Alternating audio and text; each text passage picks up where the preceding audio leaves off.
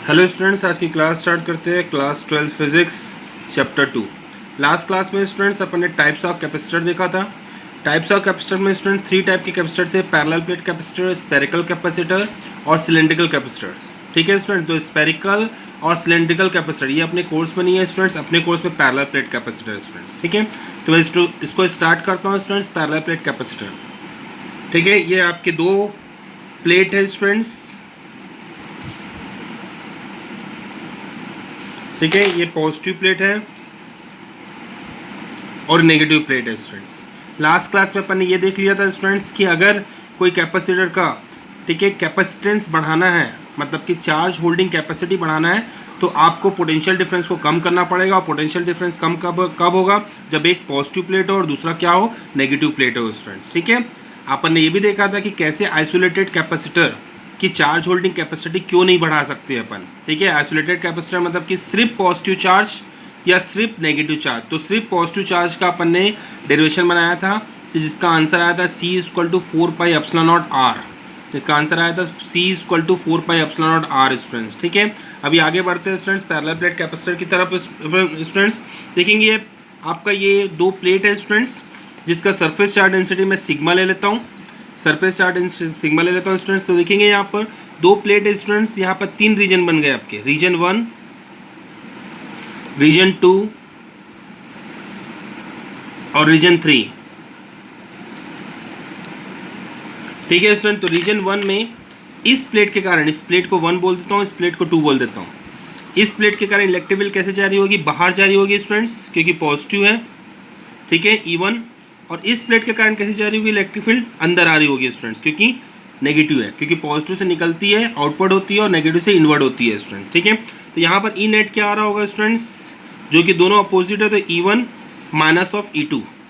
ठीक है स्टूडेंट्स, और अपने को पता है इलेक्ट्रिक फील्ड एक चार्ज प्लेट के कारण कितनी होती है? Sigma upon 2 epsilon not. ये अपन ने ऑलरेडी चैप्टर 1 में डिराइव कर लिया है स्टूडेंट्स। ठीक है, तो electric field due to charge plate कितना होता है? E sigma upon 2 epsilon naught minus sigma upon 2 epsilon naught. तो आंसर कितना हो गया स्टूडेंट? 0। आंसर कितना हो गया? 0 स्टूडेंट्स, क्योंकि अपन ने सरफेस चार्ज डेंसिटी सेम लिया हुआ है दोनों प्लेट का। ठीक है, तो सिग्मा सिग्मा ये दोनों कैंसिल हो गया, पूरा 0 आ गया स्टूडेंट। अब रीजन 2 के लिए बनाता हूँ स्टूडेंट्स। इस पॉजिटिव प्लेट से इलेक्ट्रिक फील्ड कैसे जा रही होगी? इस साइड, बाहर की साइड, और इस नेगेटिव से प्लेट से इलेक्ट्रिक फील्ड क्या उसी के पास आ रही होगी स्टूडेंट्स? E2। तो ई नेट क्या हो गया students? E1 plus of E2, दोनों एक ही डायरेक्शन में हो गया। E1 plus of E2 sigma upon 2 epsilon naught plus sigma upon 2 epsilon naught is equal to कितना आ गया स्टूडेंट्स आपका? 2 sigma upon 2 epsilon naught. 2 2 cut गया तो कितना आया? Sigma upon 2 epsilon naught. ठीक है स्टूडेंट्स, अब रीजन 3 में बनाते हैं। इस पॉजिटिव करंट इलेक्ट्रिक फील्ड कैसे जा रही होगी स्टूडेंट्स? बाहर। ठीक है, और इस नेगेटिव करंट इलेक्ट्रिक फील्ड क्या हो रही होगी? अंदर स्टूडेंट्स, E2। तो देखो इसमें फिर से अपोजिट आ गया स्टूडेंट्स, तो ई नेट इक्वल टू कितना हो जाएगा? E1 minus of E2। तो इसमें भी क्या हो जाएगा? Sigma upon 2 epsilon naught minus sigma upon 2 epsilon naught. तो आंसर कितना आ गया स्टूडेंट? 0। तो यहाँ देखेंगे स्टूडेंट्स दो प्लेट, एक पॉजिटिव एक नेगेटिव प्लेट के। ठीक है, ये देखेंगे स्टूडेंट एक पॉजिटिव एक नेगेटिव प्लेट के। ठीक है, इस साइड और इस साइड इलेक्ट्रिक फील्ड नहीं होती स्टूडेंट, बस इधर होती है। कितनी होती है student? Sigma upon epsilon not. ये 2 नहीं आएगा student, sigma upon epsilon naught. ठीक है स्टूडेंट्स, अब आगे बढ़ते हैं। अपन को तो कैपेसिटेंस निकालना है, किसका निकालना है? पैरेलल प्लेट कैपेसिटर का। अपने को क्या निकालना है? कैपेसिटेंस। मैं यहाँ लिख देता हूँ। ठीक है, पैरेलल प्लेट कैपेसिटर कैपेसिटेंस। ये क्वेश्चन कैसे आ सकता है student? Derive an expression for capacitance for a parallel plate capacitor students. ठीक है, तो देखो C इक्वल टू निकालना है Q/V। C इक्वल टू क्या निकालना है? Q/V। ठीक है, तो अब V क्या हो गया? Potential difference between capacitor, between the plate.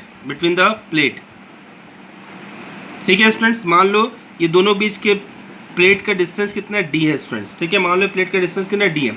तो potential difference V equal to क्या हो गया स्टूडेंट्स? ED। अपने पास एक फॉर्मूला आपको ध्यान होगा, मैंने बताया था इलेक्ट्रिक फील्ड का फॉर्मूला एक होता था F/Q, और एक फॉर्मूला आपको बताया था मैंने V/D।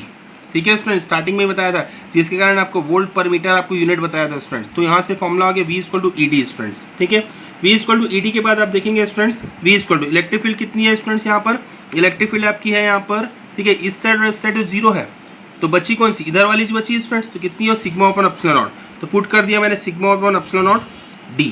तो आपका v की वैल्यू कितनी हो गई, sigma d upon epsilon not student. इसको पुट करता हूँ मैं, c इक्वल टू क्या हो गया आपका q अपॉन, ठीक है, v होता है तो q कितना हो गया students, total charge equal to कितना होता है, surface charge density into plate area, ठीक है, surface charge density into plate area upon v कितना आ गया स्टूडेंट्स आपका epsilon naught d upon sigma d upon epsilon naught, ठीक है स्टूडेंट्स। तो देखो c इक्वल टू कितना हो गया, sigma a epsilon naught upon sigma d, तो सिग्मा इसमें कट गया का, c इक्वल टू कितना है students, a epsilon naught by d, ये आंसर आ गया स्टूडेंट्स आपका,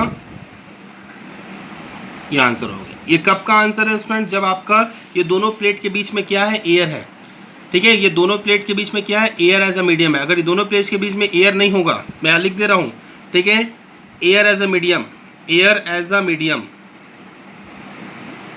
और अगर एयर मीडियम नहीं है, ठीक है, there is a medium, for medium लिख दे रहा हूँ यहाँ पर, फॉर मीडियम मतलब कि वहाँ पर कुछ वाटर हो सकता है या कोई दूसरा डाइलेक्ट्रिक मीडियम हो, तो उसका आंसर कितना हो जाएगा स्टूडेंट्स, एप्सिलॉन नॉट की जगह में epsilon R epsilon naught a by D, ये हो जाएगा स्टूडेंट्स, क्योंकि एयर एज ए मीडियम की जगह में एप्सिलॉन आर क्या हो चुका है स्टूडेंट, 1 हो चुका है, इसलिए ये आंसर है स्टूडेंट्स। मैं फिर से रिपीट कर रहा हूँ, एयर एज ए मीडियम में एप्सिलॉन आर की वैल्यू क्या है स्टूडेंट्स, 1 है, इसलिए ये आंसर आया स्टूडेंट्स। एक्चुअल फॉर्मूला ये है एक प्रकार से, और यहाँ पर क्या है, फॉर मीडियम में एप्सिलॉन नॉट इक्वल टू 1 है स्टूडेंट्स। यहाँ अलग अलग वैल्यू होगी, वाटर के लिए अलग, ठीक है, अलग अलग डाइलेक्ट्रिक मटेरियल के लिए अलग अलग होगी स्टूडेंट्स, ठीक है। यह so capacitance of parallel plate capacitor, parallel plate capacitor, capacitor depend on कैसे डिपेंड कर रहा है students, C directly proportional to area cross section, जितना ज़्यादा प्लेट एरिया होगा उतना ज़्यादा होगा स्टूडेंट्स।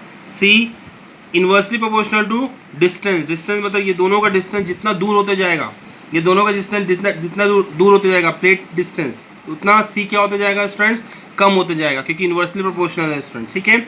और तीसरा students, it directly proportional to epsilon R, मतलब कि रिलेटिव परमिटिविटी या डायलेक्ट्रिक कांस्टेंट बोल सकते हो स्टूडेंट, मतलब कि अगर आप उसके बीच में कुछ मटेरियल डालोगे, ये दोनों के बीच में अगर कुछ आप मटेरियल डालोगे तो कैपेसिटेंस बढ़ते जाएगा स्टूडेंट्स, ठीक है, कैपेसिटेंस बढ़ते जाएगा। जैसे कि अगर आपने वाटर रख दिया या कोई डायलेक्ट्रिक मटेरियल रख दिया, ठीक है, जिसकी परमिटिविटी कुछ वैल्यू के साथ है, तो आपका सी कैपेसिटेंस क्या होगा, बढ़ जाएगा, मतलब कि चार्ज होल्डिंग कैपेसिटी आपकी बढ़ जाएगी स्टूडेंट्स, ठीक है। और ये तो कांस्टेंट है स्टूडेंट्स, कांस्टेंट के ऊपर कभी डिपेंड नहीं करता कोई चीज़, ठीक है। ये मत सोचना कि C directly proportional to epsilon naught भी होगा, ये तो कांस्टेंट है स्टूडेंट्स, तो इसमें ये इसको बढ़ा ही नहीं सकते आप, इसको बढ़ा नहीं सकते, हाँ इसको बढ़ा सकते अलग अलग मीडियम लेके, जिसका ज़्यादा परमिटिविटी होगा उससे ज़्यादा कैपेसिटेंस बढ़ते जाएगा, बट ये तो कांस्टेंट है, इसलिए इसमें डिपेंड ही नहीं करता है स्टूडेंट्स, तो 3 फैक्टर में डिपेंड करता है स्टूडेंट्स, ठीक है। आगे बढ़ते हैं स्टूडेंट्स, नेक्स्ट टॉपिक है स्टूडेंट्स आपका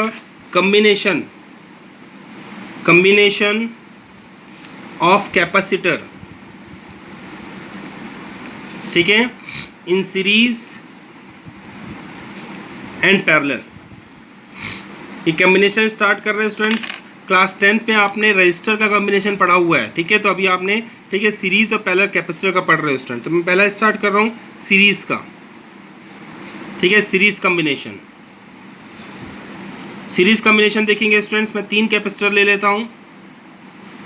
कैपेसिटर को ऐसे डिनोट किया जाता है स्टूडेंट्स, एक प्लस होता है एक माइनस होता है, एक प्लस होता है एक माइनस होता है, बट प्लस माइनस को मेंशन नहीं करते न्यूमेरिकल में, ठीक है, वो अंडरस्टूड होता है कि ये प्लस है और ये वाली प्लेट क्या है, माइनस है स्टूडेंट्स, तो ये अंडरस्टूड होता है स्टूडेंट, ठीक है। मैंने 3 कैपेसिटर ले लिया और इसको एक पोटेंशियल से ऐड कर दिया, एक पोटेंशियल डिफरेंस है V, ठीक है। अब मैं 3 कैपेसिटर का C निकालूंगा, नेट निकालूंगा स्टूडेंट, ठीक है। तो यहाँ का कैपेसिटेंस कितना है स्टूडेंट, C1 है मान लो, इसका कैपेसिटेंस कितना है, C2 है, इसका कैपेसिटेंस कितना है स्टूडेंट, C3 है, ठीक है।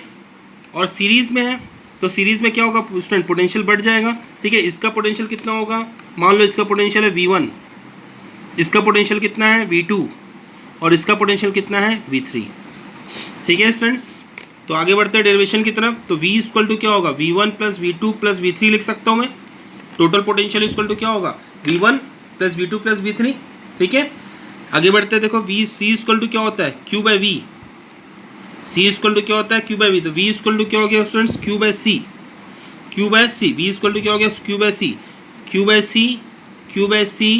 Q बाई C, ठीक है स्टूडेंट्स। यहाँ पर लिख देंगे 1 है तो यहाँ 1, यहाँ 2 है तो 2, यहाँ 3 है तो 3, ठीक है स्टूडेंट्स, और ये क्या इक्विवेलेंट है, ये क्या आपका टोटल वाला है, यहाँ पर मैं इक्विवेलेंट लिख देता हूँ। चार्ज में स्टूडेंट में 1 2 3 नहीं लिख रहा हूँ क्योंकि सीरीज में चार्ज सेम होता है स्टूडेंट्स, सीरीज में चार्ज सेम होता है स्टूडेंट्स, ठीक है। तो आगे बढ़ता हूँ, Q कॉमन ले लिया स्टूडेंट्स, मैंने Q कॉमन ले लिया तो बचा क्या 1/C1 plus 1/C2 plus 1/C3, तो Q कट गया स्टूडेंट, तो 1/C इक्विवेलेंट कितना आ गया 1/C1 plus 1/C2 plus 1/C3 students, ठीक है। ये आपका सीरीज का हो गया स्टूडेंट, ये किसका हो गया सीरीज का हो गया स्टूडेंट, ध्यान रखना सीरीज का हो गया। ये सेम चीज़ अपन ने क्लास 10th में रेजिस्टेंस के लिए किया हुआ है स्टूडेंट, बट सीरीज में वहाँ पर सिंपल वाला आता था, ये नहीं आता था, ये पैरेलल में आता था वहाँ पर, ध्यान रखना, ठीक है। रेजिस्टेंस के केस में ये पैरेलल में आता था, बट अभी कैपेसिटर के केस में ये सीरीज में आ गया स्टूडेंट, मतलब कि जस्ट उल्टा है, ध्यान रखेंगे। नेक्स्ट आगे बढ़ता हूँ स्टूडेंट्स मैं, ठीक है। यहाँ पर मैं पैरेलल कैपेसिटर स्टार्ट कर रहा हूँ, पैरेलल कैपेसिटर, पैरेलल कैपेसिटर देखेंगे स्टूडेंट्स, ठीक है। मैं 3 कैपेसिटर ले रहा हूँ यहाँ पर, ठीक है, वैसे ही, और इसको मैं पोटेंशियल से जोड़ दिया, ठीक है। और ये है आपका C1, ये आपका C2, ये आपका C3, ठीक है। यहाँ पर कॉन्सेप्ट लिख देता हूँ स्टूडेंट्स में, बहुत इंपॉर्टेंट कॉन्सेप्ट लिख रहा हूँ, ठीक है। पैरेलल में पोटेंशियल, पैरेलल पोटेंशियल क्या होता है स्टूडेंट्स, सेम होता है, ठीक है। और चार्ज क्या होता है, बढ़ता है, चार्ज वेरी होता है, जैसे कि क्लास 10 में करंट वेरी होता था ना स्टूडेंट्स, यहाँ पर चार्ज है, ठीक है, क्योंकि करंट और चार्ज एक दूसरे में डिपेंड करता है, ठीक है। दूसरा पैरेलल हो गया, दूसरा सीरीज, सीरीज में स्टूडेंट्स देखेंगे पोटेंशियल, ठीक है, पोटेंशियल वेरी करता है, सीरीज में पोटेंशियल वेरी करता है, और चार्ज क्या होता है, सेम होता है स्टूडेंट्स, ध्यान रखना, ठीक है। तो देखेंगे यहाँ पर पैरेलल कैपेसिटर है, पैरेलल कैपेसिटर का मैं डायग्राम बनाता हूँ, मैंने गलती से यहाँ पर आपका सीरीज का बना दिया डायग्राम, तो मैं पैरेलल कैपेसिटर का डायग्राम बना रहा हूँ स्टूडेंट्स। ये पैरेलल कैपेसिटर का डायग्राम आपका,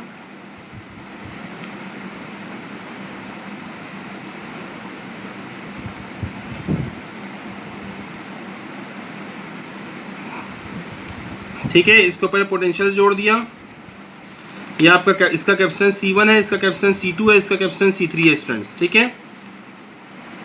और इसका पोटेंशियल V है स्टूडेंट्स। मान लो यहाँ से करंट जो जा रहा है, सॉरी चार्ज जो जा रहा है वो Q जा रहा है, यहाँ पर आके बढ़ गया क्योंकि इसको जंक्शन मिल गया, यहाँ पर Q1 हो गया, यहाँ फिर जंक्शन मिल गया, यहाँ Q2 हो गया, और यहाँ फिर जंक्शन, फिर यहाँ से जा रहा है स्टूडेंट्स। तो ये क्या हुआ, देखो यहाँ जंक्शन से ये बटा, यहाँ कितना मिल गया Q3 मिल गया। देखो स्टूडेंट्स यहाँ से यहाँ बटा Q1 यहाँ चल गया मान लो, ठीक है। तो यहाँ कितना चले गया Q2 चले गया, और यहाँ कितना जा रहा है Q3 जा रहा है, ठीक है स्टूडेंट्स।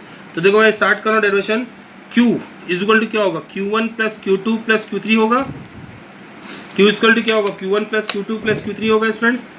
और हम लोग को पता है C इज इक्वल टू क्या होता है Q बाई V होता है, तो Q इज इक्वल टू क्या होगा CV, Q is equal to क्या होगा CV, यहाँ पे CV plus CV plus CV, ये इक्विवेलेंट वाला था, टोटल वाला चार्ज था, total charge equal to Q1 plus Q2 plus Q3। तो यहाँ पर भी मैं क्या लिख सकता हूँ, इक्विवेलेंट लिख सकता हूँ, और पोटेंशियल में कुछ नहीं लिखूंगा स्टूडेंट्स, ठीक है।